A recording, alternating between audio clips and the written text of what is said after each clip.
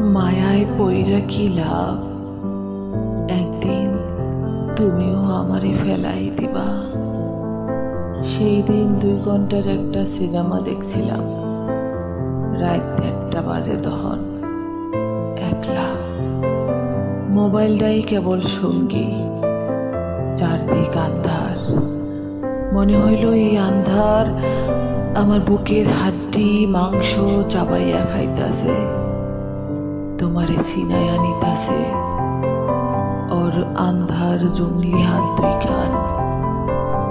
দুই দিকের দেয়ালের ইটগুলো কি বিভৎসভাবে আমাকে পোড়াইতাছে, যেমনি কইরা ওগরে পোড়ায় ইট ভাটায়, ওই ইট ভাটায় পোড়াইয়া দিছিল ওর সব।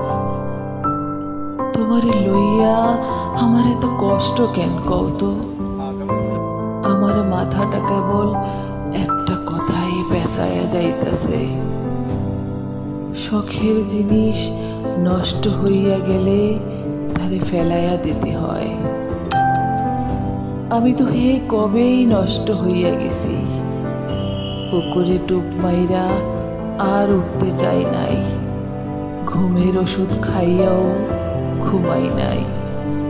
একবার বন্ধুগুলোকে পাহাড়ও গেছিলাম, ঝর্ণাও আমারে ফিরাইয়া দিল। ট্রেনের বগি থেকে লাভ মারছিলাম, এক দরবেশ বাবার বুকে গিয়া পড়লাম। তোমারে হারাইতে পারবো না বইলা নিজেই হারাইয়া যাইতে চাইলাম। অহন একটু একটু কইরা কষ্ট আমারে হারাইয়া দিতাছে। আমি বুঝলাম আমি নষ্ট হই